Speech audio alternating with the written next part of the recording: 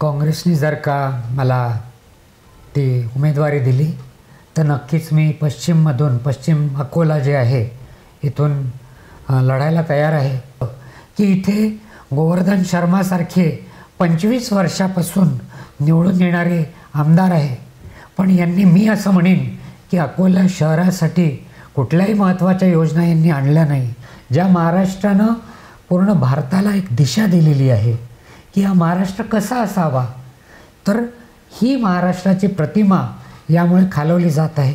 RRC network प्रस्तुत powered by city news सुपरफास्टच्या या विशेष कार्यक्रमात मी तुमची होस्ट पल्लवी मनपूर्वक हार्दिक स्वागत करते. दर्शक हो, RRC नेटवर्कचा नेहमी प्रयत्न असतो तुमच्यासाठी काहीतरी नवीन आणण्याचा, परंतु आपल्या अकोला शहरामध्ये सुद्धा असे व्यक्तिमत्व आहे की त्यांनी त्यांच्या मेहनतीच्या जोरावर, त्याचप्रमाणे त्यांची समाजाप्रती असलेली आवड या जोरावर एक वेगळं अस्तित्व निर्माण केलं आहे.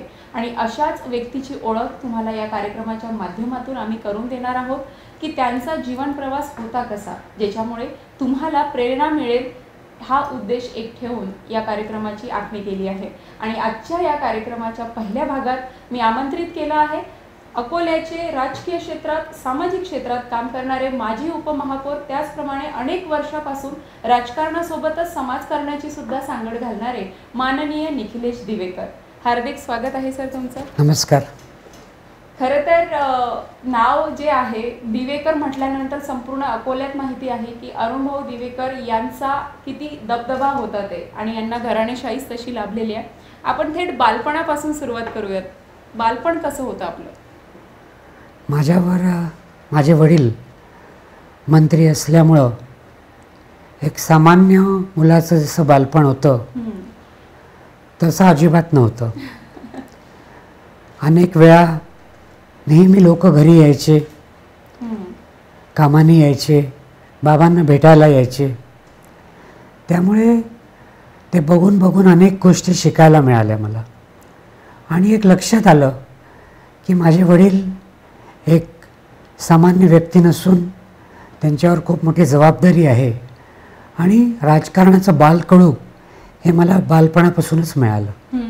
आणि तेव्हापासून लक्षात आलं की आपण सुद्धा काहीतरी समाजकारणासाठी, समाजासाठी करावं.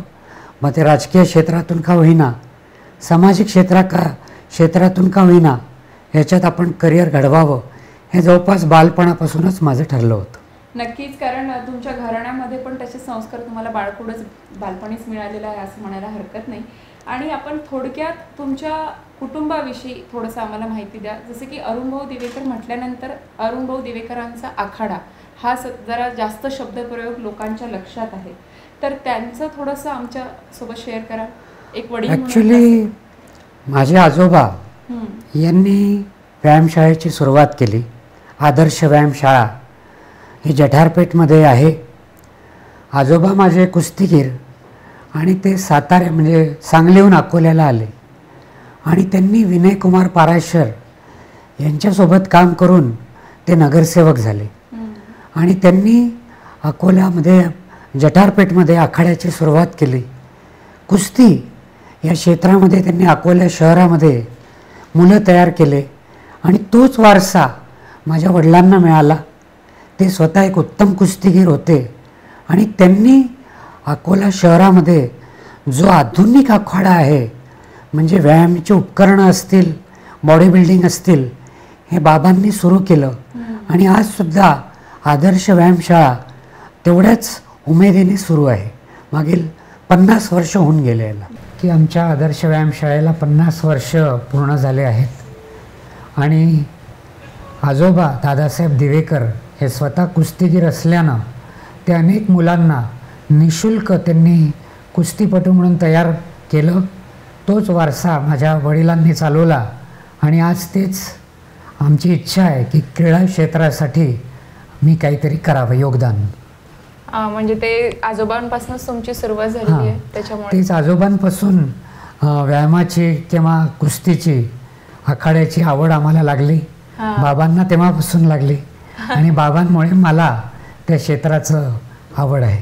पुढचा प्रश्न असा आहे दादा की राजकारणामध्ये जायचं हा किक पॉइंट केव्हा मिळाला किंवा कधी ती किक मिळाली की नाही आता मला राजकारणात प्रवेश करणं योग्य राहील? नाही, सुरुवातीला राजकारणात जायचं असं मुळात मी ठरवलं नव्हतं. फक्त बाबाचं काम, ते कसे वागत होते, कसे बोलत होते याचं निरीक्षण करत होतो. मग असं झालं की 95ला आणि 99ला जे बाबांची विधानसभेची निवडणूक होती त्याच्यामध्ये मी हिरिरीनं युवक म्हणून भाग घेतला. आमच्या युवकांची आघाडी असायची प्रचाराला आणि त्यामुळे हळूहळू युवक लोक जोडत गेले. एक संघ तयार झाला आमचा आणि हळूहळू राजकारणात ओढल्या गेलो. असं बालपणापासून काही ठरवलं नव्हतं की राजकारणात यायचंच, पण आपसुकच म्हणतात ना की एखादा व्यापारी असतो, त्याचा मुलगा कधी कधी दुकानात बसतो आणि त्याला व्यापाराची दुकानाची आवड लागते. तसंच असं म्हणू की तसं झालं असेल माझ्या बाबतीत. त्याच्यामुळे मी ओढल्या गेलो. आधी फक्त प्रचार करायचा की आपल्याकडून निवडणुकीत बाबासाठी काहीतरी योगदान करायचं हाच हेतू होता फक्त. पण त्याच्यामुळे मग त्यांनी राष्ट्रवादी काँग्रेसमध्ये प्रवेश घेतला आणि नक्कीच त्यामुळे युवकांची जबाबदारी ही माझ्यावर देण्यात आली आणि माझ्याकडून जितकं झालं मी प्रयत्न केला पूर्ण करण्याचा. राष्ट्रवादी युवक काँग्रेसमध्ये तुम्ही गेल्यानंतर तुमचं तिथनं कार्यकाळ कसा होता त्याच्याविषयी काय सांगाल?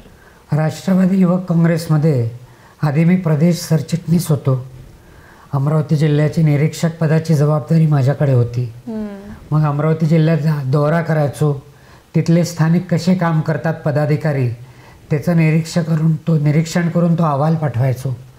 नंतर 2005 साली मला राष्ट्रवादी युवक काँग्रेस अकोला शहर अध्यक्षची जबाबदारी मिळाली आणि अकोला शहरातले जे समस्या असतात की महानगरपालिकेचं जे काम असतं, स्वच्छता नाही आहे, रस्ते अतिशय खराब हालतमध्ये आहे, इथले बगीचे चांगले नाही आहे, हे कुठेतरी याचा वाचा फोडायचा, आंदोलन करायचं. हे असे आंदोलन आम्ही अनेक केले आणि त्यामुळे खऱ्या अर्थानं राजकारणामध्ये मी सक्रिय झालो. आणि ते युवक काँग्रेसमध्ये अनेक वेळा आंदोलन करताना पोलीस केसेस झाले. बापरे. आणि पोलीस केसेस पण ते काय राजकीय केसेस होते.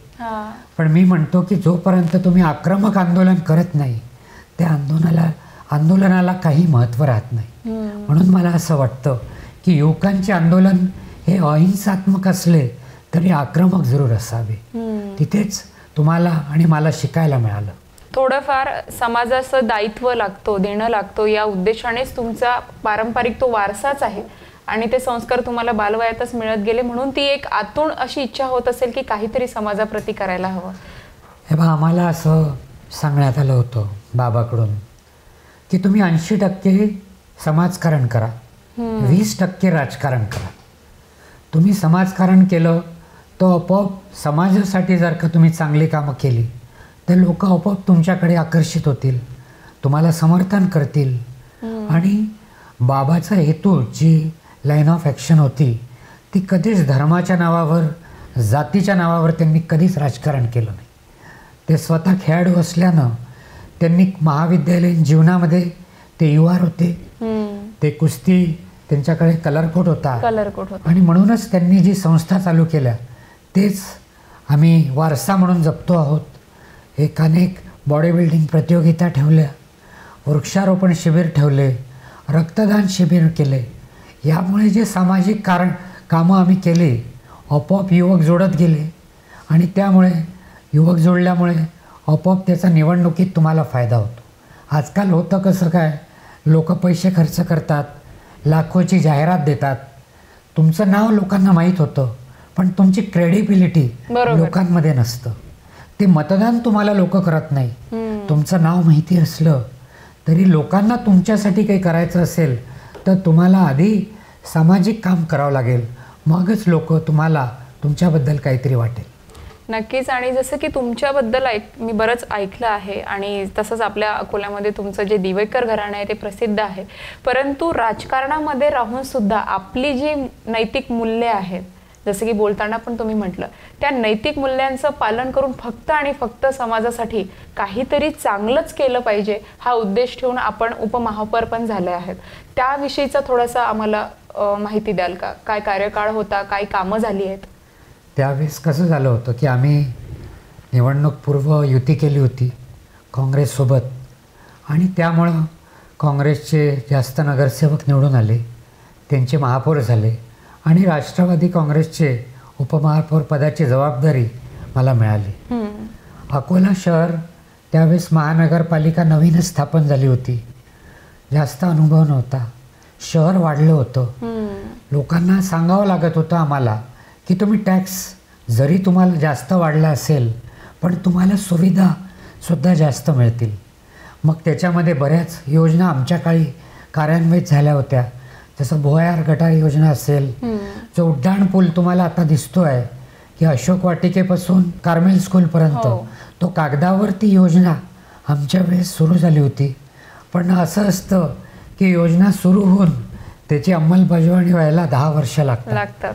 त्यामुळे मी असं म्हणेन की बऱ्याचशा योजना या काँग्रेस आणि राष्ट्रवादीच्या कार्यकाळात 10 वर्षाआधी सुरू झाल्या होत्या, पण आज त्याची अंमलबजावणी पूर्ण झाल्यामुळे असं लोकांना वाटतं आहे की ती भाजप शिवसेनेच्या काळात झालेल्या आहे. मुळात त्याचा प्लॅन, त्याचा आराखडा हा काँग्रेस आणि राष्ट्रवादीच्या काळात झालेला आहे. सुरुवातच म्हणूया आपण, त्याची सुरुवात मला असं म्हणायचं आहे की ती आमच्या वेळेस झाली. तरी अजून बऱ्याचशा अकोला शहरामध्ये सुरुवात करायची, भरपूर योजना करायला पाहिजे. तर महानगरपालिका काही स्वतःच्या भरोशावर तेवढा विकास करता नाही येत. नाही, बरोबर. तुम्ही बघा, नागपूर शहर असेल, नाशिक असेल, मुंबई असेल, इथे एक दबंग नेतृत्व असतं. ते करोडो रुपयाच्या योजना त्यांच्या शहरासाठी खेचून आणतात. हे दुर्दैव आहे अकोला शहराचं की इथे गोवर्धन शर्मासारखे 25 वर्षापासून निवडून येणारे आमदार आहे, पण यांनी, मी असं म्हणेन की अकोला शहरासाठी कुठल्याही महत्त्वाच्या योजना यांनी आणल्या नाही. आणि त्यामुळे अकोला शहर जे 1 नंबरवर होतं एकेकाळी, ते आज शेवटून 1 नंबरवर आहे. इथे अमरावती शहर अकोल्यापेक्षा पुढे गेलं आहे. म्हणून मला असं वाटतं की ही इथले आमदार, खासदार आणि मंत्री यांची जबाबदारी आहे की केंद्र शासनाकडून 100 कोटी म्हणा, 200 कोटी म्हणा, इव्हन 500 कोटी अशा योजना भांडून तुमच्या शहरासाठी आणाव्या. जे इथले राज्यकर्ते, मी असं समजतो, कमी पडले आहेत. आत्ता जे काही राजकारण अकोल्यामध्ये सुरू आहे तर ते लोकांच्या हिताचं कमी आणि स्वतःच्या हिताचं जास्त करू पाहत आहेत, असं म्हणणं योग्य राहील? एक गोष्टीचं अतिशय दुःख होतं की मी कोल्हापूरला गेलो, तिथे सहकार क्षेत्रातून त्यांनी त्या भागाचा विकास घडून आणलेला आहे. अकोला शहरामध्ये आज अकोल्यामध्ये हे जे राजकारणी जे निवडून येतात, फक्त जातीच्या नावावर, फक्त धर्माच्या नावावर, कुठेतरी राम मंदिराच्या नावावर, तर या गोष्टीचा मी लोकांना एक कळकळीची विनंती करतो की आता धर्म हा जरी महत्त्वाचा असला तरी आपल्या घरामध्ये आपण धर्माचं पालन करावं, पण जेव्हा आपण समाजात जातो तेव्हा आपल्या शहराचं, आपल्या भागाचा विकास कसा होईल, कोण नेता आपल्या शहराला पुढे नेईल, या गोष्टी आपण विचार कराव्या. आणि धर्म या गोष्टीचा बघून कधीही मतदान करू नये. यामुळे नुसतं आपल्या शहराचं नव्हेच तर महाराष्ट्राचं नव्हे तर पूर्ण देशाचं आज नुकसान जे होतं आहे. जो भारत आपल्याला पुढे न्यायचा असेल, अमेरिका म्हणा, युरोप म्हणा, इथे धर्माला एवढं महत्त्व दिलं जात नाही, कारण तो विकसित राष्ट्र आहे. आपल्याला भारत जो विकसनशील राष्ट्र हा विकसित करायचा असेल तर अर्थनीती देशाची महत्त्वाची आहे. धर्माकडे दुर्लक्ष करून देशाला विकासाकडे न्यायचं असेल तर या गोष्टी दुर्लक्ष कराव्या, असं मी लोकांना आवाहन करतो. आणि फार थेट असं आव्हान आहे त्यांचं. त्यांनी ज्याही गोष्टी मांडल्या आहेत त्या अतिशय स्पष्ट मांडल्या आहेत आणि निश्चितपणे कुठेतरी त्यांना वाटतं समाजाप्रती आणि त्यांची जी कार्यवाही आतापर्यंतची आहे त्याच्यामुळेच ते इतक्या ठामपणे सांगू इच्छित आहे. आणि तुमची जी महापौर झाल्यानंतर तुम्ही नगरसेवकाची निवडणूक लढला होतात, तर त्याविषयी काय सांगाल? 2007ला मी पहिली निवडणूक लढलो नगरसेवकाची. नंतर 2012 साली जो माझा, जिथून मी वॉर्डातून निवडून आलो होतो, तो वॉर्ड आरक्षित झाला. त्यामुळे मी बाजूच्या वॉर्डमधून नगरसेवकाची निवडणूक लढलो आणि ती नगरसेवकाची निवडणूक लढायच्या आधीच 1 वर्षाआधी मी जाहीर केलं होतं की ही माझी शेवटची निवडणूक राहील नगरसेवक पदासाठीची. यानंतर मला नगरसेवक म्हणून निवडणूक लढायची नाही. मी त्यावेळेसच जाहीर केलं होतं निवडून येऊ अथवा न येऊ. त्यामुळं मी 2012ला जी निवडणूक लढलो त्यामध्ये मी थोड्या मतांना पराभूत झालो. कदाचित माझा वॉर्ड नसेल ते एक कारण असेल. तर त्यामुळे जरी मी निवडणूक पराभूत झालो तरी मी आपल्याला सांगू इच्छितो की त्या भागातून जठारपेठ म्हणा, तापडियानगर म्हणा, तिथून जे भाजपचे नगरसेवक आत्तापर्यंत निवडून येत होते ते 3 नंबरवर गेले आणि काँग्रेसकडून मी 2ऱ्या नंबरवर होतो. त्यामुळे मला असं वाटतं की दिवेकर परिवारावर लोकांनी खूप प्रेम केलेलं आहे. त्याबद्दल मी त्यांचा मनपूर्वक आभारी आहे. आणि शेवटी निवडणुका काय, हारतो किंवा जिंकतो ते एवढं महत्त्वाचं नसतं. महत्त्व हे आहे की तुम्ही तुमचं काम समाजासाठी म्हणा, लोकांसाठी हे निरंतर करत राहायला पाहिजे. ते अगदी खरं आहे. नगरसेवक म्हणून तुम्ही पडलात तेही तुम्ही इतकं आमच्या संपूर्ण दर्शकांना इतकं पॉझिटिव्हली आणि इतकं सकारात्मकतेने सांगत आहे ते याकरताच की त्यांच्या कामावरती विश्वास असल्या कारणानेच आज सुद्धा त्यांची अशी काही उपक्रम सुरू आहेत की त्या उपक्रमाला बघून जास्तीत जास्त आपल्याला असं वाटेल की जे खरोखर गरजू आहे त्यांच्यापर्यंत ते त्या उपक्रमाद्वारे पोहोचत आहेत. आणि पुढचं मला असं विचारावंसं वाटेल की जेव्हा नगरसेवक म्हणून तुम्ही पडलात त्यानंतर आता जे काही राजकारण सुरू आहे असं कधी झालं नाही का की BJPकडनं कधी काही मागणी आली असेल तुम्हाला की तिकिटाची किंवा काय? मला आठवतं की मी एकदा, आता कसं असतं की आपण अकोला शहरात राहतो त्यामुळे सगळ्याच पक्षाचे लोक तुमचे ओळखीचे असतात. असायलाच पाहिजे की राजकारणाव्यतिरिक्तही तुमचे संबंध असायलाच पाहिजे. तर भाजपचे काही मान्यवर आहेत त्यांच्याकडून मला पक्षासंबंधी येण्यासंबंधी विचारणा झाली होती की नगरसेवक पदाचं पण तिकीट देतो आणि जर का मी 100 मतांना तिथून पराभूत झालो आणि BJP 3rd नंबरवर गेली तर ते मला म्हणाले होते की तुम्हाला तिकीट दिलं तर तुम्ही तिथून निवडून येणार BJPच्या तिकिटावर. पण मी ठरवलं होतं की काही हो, आपण आपल्या विचारांशी कुठेही तडजोड करायची नाही.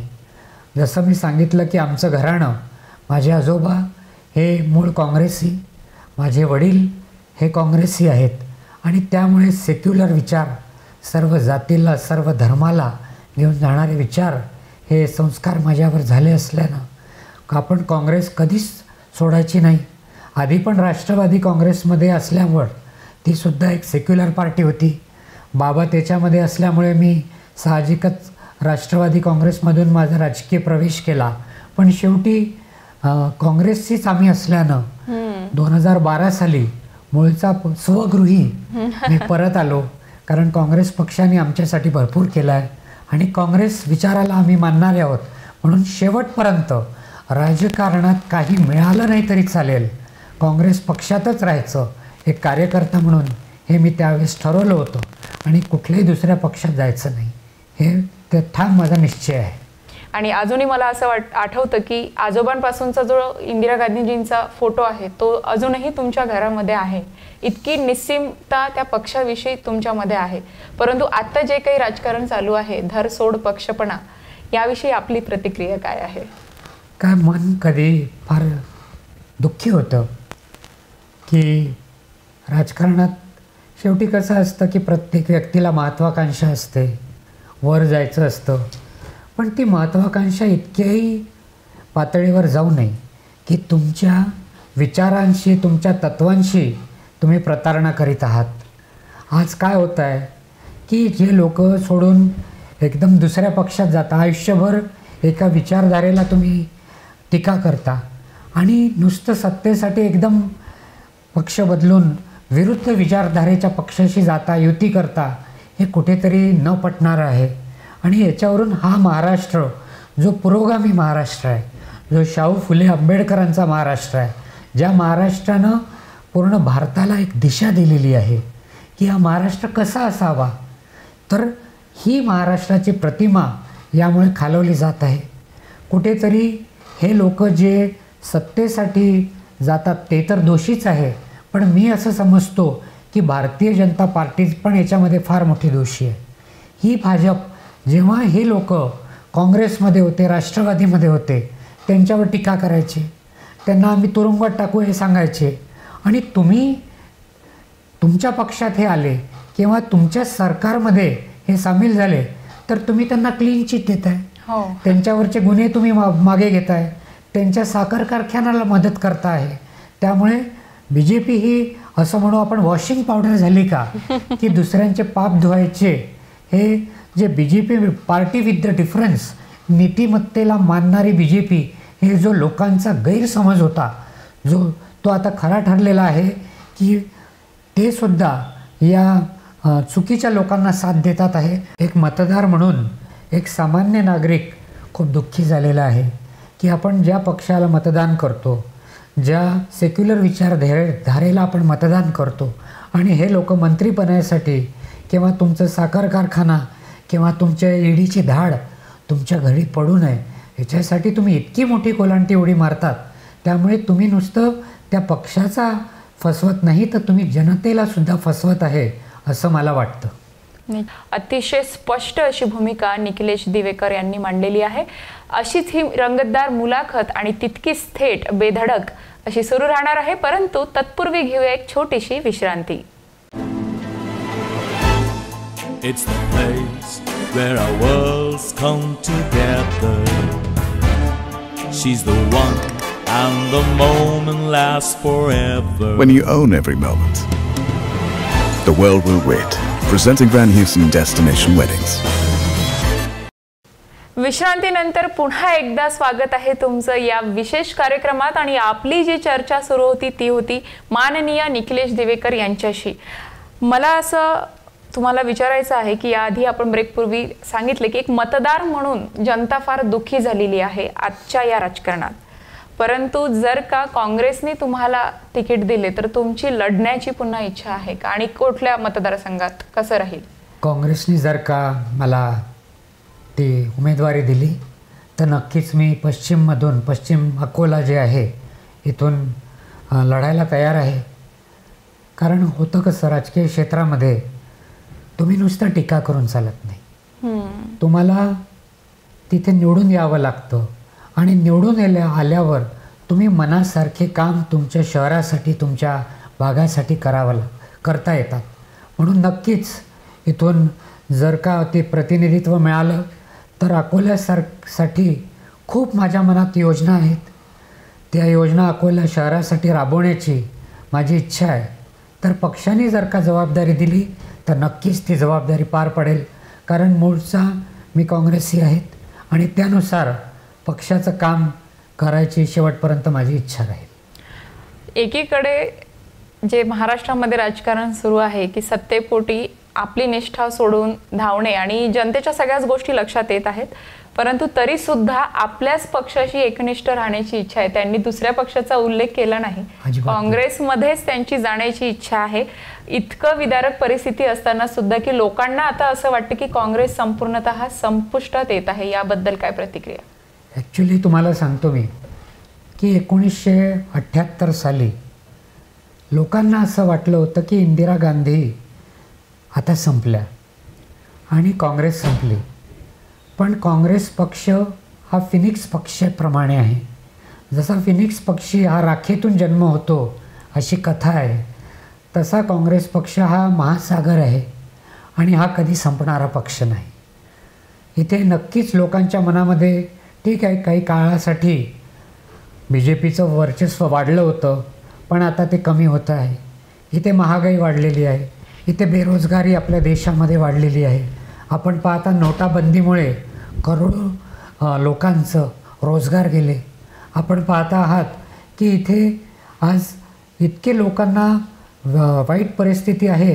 त्यामुळे लोकांना बदल पाहिजे आहे आणि हा बदल राहुल गांधी यांनी जी भारत जोडो यात्रा कन्याकुमारीपासून तर श्रीनगरपर्यंत काश्मीरपर्यंत केली आहे, त्यामुळे लोकांना आता काँग्रेस हा एक पर्याय लोकांना वाटू लागलेला आहे.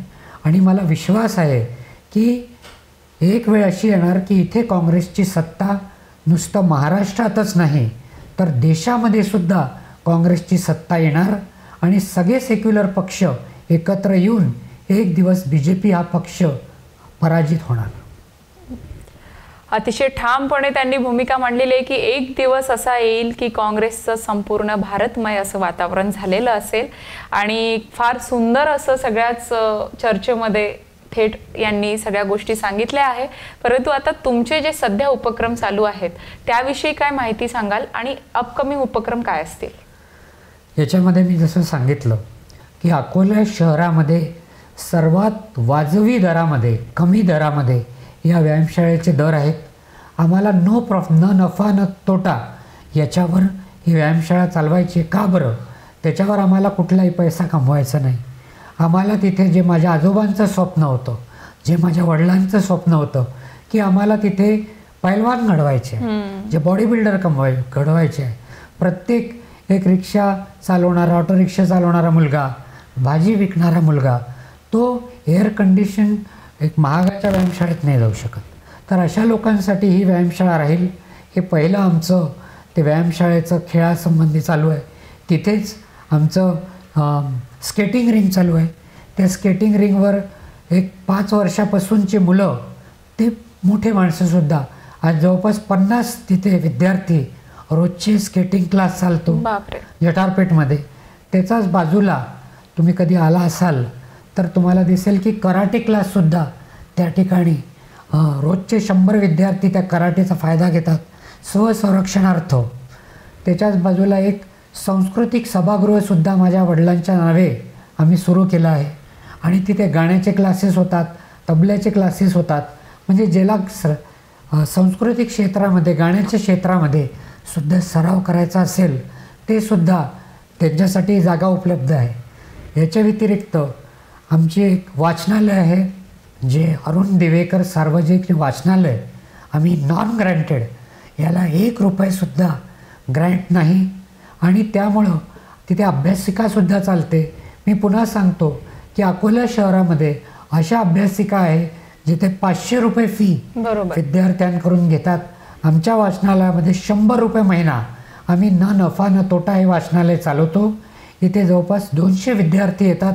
सकाळी 8 पासून तर रात्री 8 पर्यंत तिथे मुलं मुली जे ग्रामीण भागातल्या अकोला शहरात अभ्यासासाठी असतात ते तिथे अभ्यास करतात.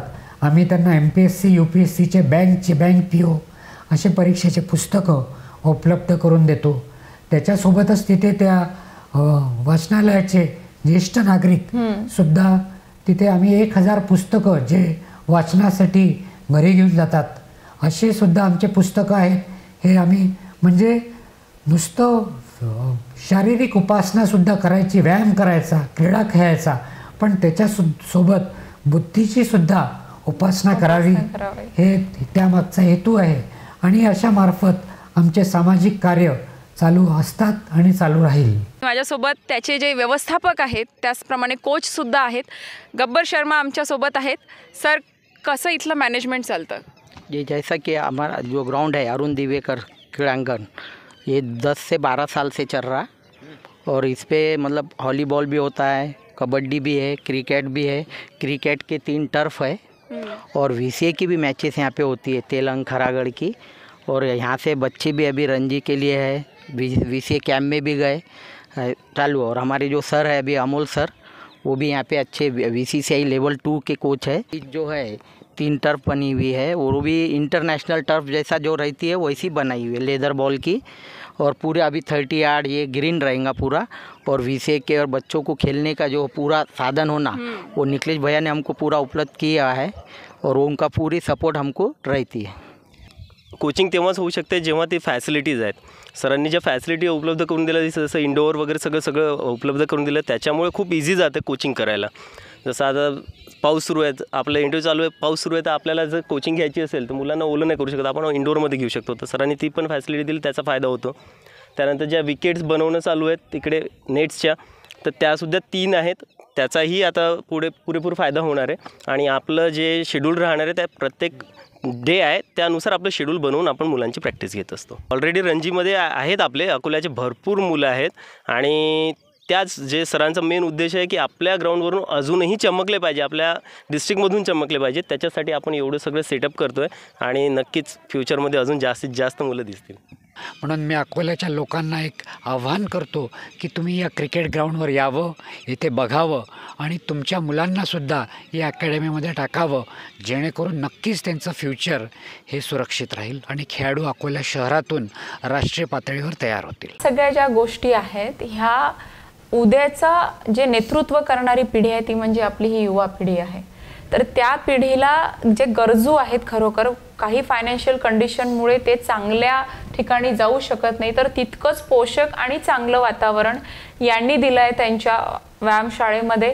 त्यासोबतच ग्रंथालयामध्ये त्यांनी जे दर सांगितले ते फार कौतुकास्पद आहे की आत्ता सध्या MPSCचे क्लासेस जे आहेत त्याच्या फीज ज्या झालेल्या आहेत त्या एक सामान्य घरातील नाही देऊ शकत, जे त्यांची परिस्थिती आर्थिक नाही आहे, त्याच्यासाठी सुद्धा त्यांनी पुस्तकांचा साठा तिथे उपलब्ध करून दिला आहे.